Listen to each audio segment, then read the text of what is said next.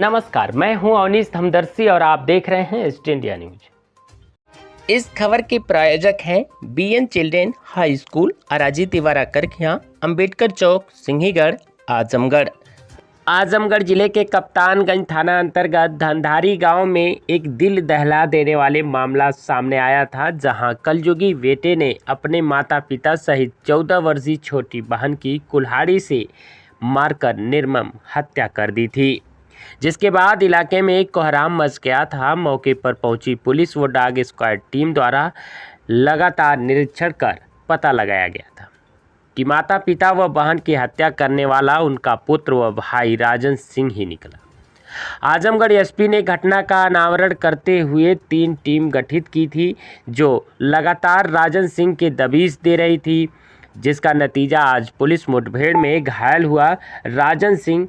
आपको बता दें कि विस्तृत पूछताछ में अभियुक्त राजन सिंह ने बताया कि हत्या के पूर्व स्नेह पड़ोस के घर से 2 बोरी गेहूं चोरी किया था, जिसकी शिकायत इसके पिता माता को पड़ोस द्वारा दी गई थी, जिससे क्षुब्ध होकर इसने ऐसा कदम उठाया था।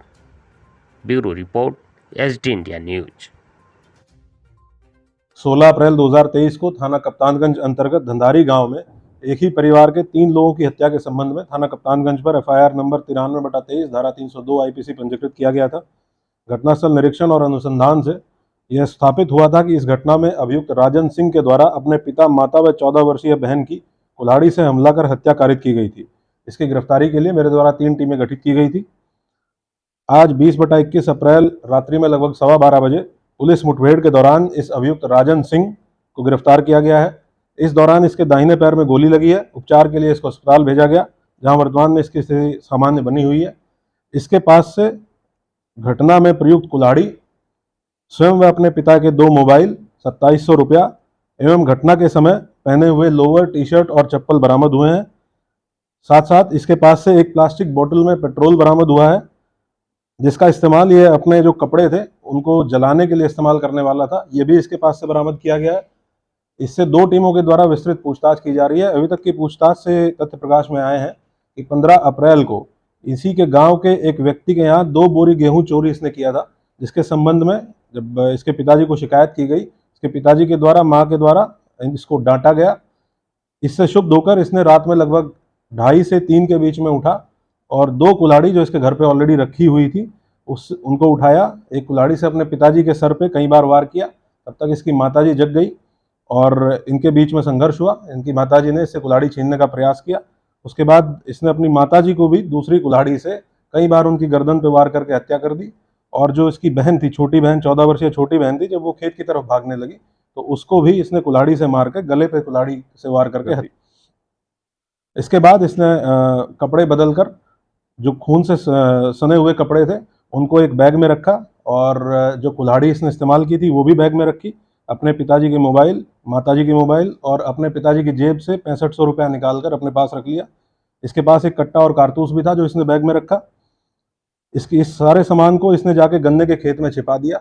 इसका प्लान ये था, इसके बाद जो पूछताछ में इसने बताया है कि ये इसके बाद अपनी जो एक बहन बची हुई थी जो उस दिन शहर में मौजूद थी उसकी भी हत्या करने वाला था और ये जनपद आजमगढ़ वापस आया था। फरार होने के बाद जनपद आजमगढ़ वापस आया था अपनी बहन की हत्या करने के लिए। इसी दौरान ये गया था, उस बैग में जो इसका सामान रखा हुआ था, कट्टा रखा हुआ था, कुल्हाड़ी रखा हुआ था और उसके साथ साथ जो कपड़े रखे हुए थे उनको लेने के लिए पेट्रोल की जो शीशी इसके पास से बरामद हुई है उसके संबंध में इसने बताया है कि इसका इस्तेमाल इसको करना था। जितना भी साक्ष्य था, जो कपड़े बरामद हुए हैं, चप्पल बरामद हुई है, उन सबको जलाने के लिए ये पेट्रोल का इस्तेमाल करने वाला था। पुलिस मुठभेड़ के संबंध में जो घटना हुई है उसके संबंध में एफआईआर नंबर 98/23 धारा 307 3/25 आर्म्स एक्ट थाना कप्तानगंज पर इसके विरुद्ध पंजीकृत किया गया है। जो पूछताछ में इसने बताया है कि अभी एक जो बहन इसकी जीवित है उसकी हत्या करने की भी इसकी प्लानिंग थी और इस प्लानिंग के तहत ही ये फरार होने के बाद कई जनपदों में जाते हुए वापस आजमगढ़ आया था। इस संबंध में भी विस्तृत बातचीत करके, पूछताछ करके, बयान देने के बाद एक पृथक से मुकदमा इसके विरुद्ध पंजीकृत किया जाएगा। ये बहुत जघन्य घटना इसके द्वारा अकेले कारित की गई। विस्तृत पूछताछ 2 टीमों के द्वारा इससे की जा रही है और इसके विरुद्ध कठोर कार्रवाई पुलिस के द्वारा इंश्योर की जाएगी। अगर हमारी ये वीडियो पसंद आई हो तो लाइक और शेयर जरूर करें और हाँ, हमें सब्सक्राइब और फॉलो करना ना भूलें।